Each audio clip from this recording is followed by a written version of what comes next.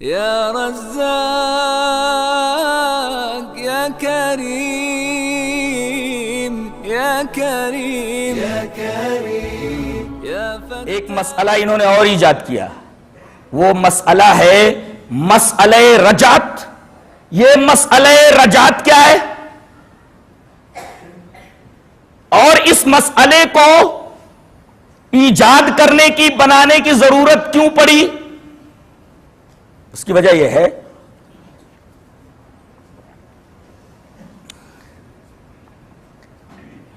کہ ایک اصول اللہ نے بتایا ہے کہ اللہ حق پرستوں کو، حق کے ماننے والوں کو عزت دیتا ہے اور منافقوں کو، کافروں کو ذلیل کرتا ہے۔ اب حضرت ابوبکر کو اللہ تبارک و تعالیٰ نے عزت دی، حضرت عمر کو اللہ تبارک و تعالیٰ نے عزت دی، حضرت عثمان کو عزت دی، بہت بڑے بڑے صحابہ جتنے ہیں اللہ تبارک و تعالیٰ نے سب کو عزت عطا فرمائی، اور خاص طور سے ان تینوں خلفاء کو اللہ نے بہت ہی عزت سے نوازا۔ اب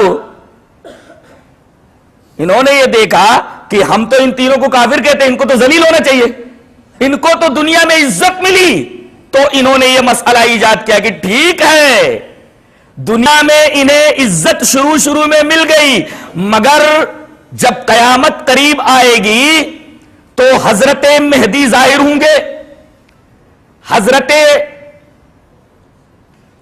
فاطمہ اٹھیں گی، حضرت علی کو زندہ کیا جائے گا، حضرت علی مقدمہ دائر کریں گے کہ انہوں نے میری خلافت لے لی تھی، اور حضرت فاطمہ یہ دعویٰ دائر کریں گے کہ انہوں نے باغ فتح غصب کر لیا تھا، لہذا انصاف کیا جائے۔ تو ان تینوں کو ایک پیڑ پر سولی دی جائے گی قبروں سے نکال کر کے، کن کو؟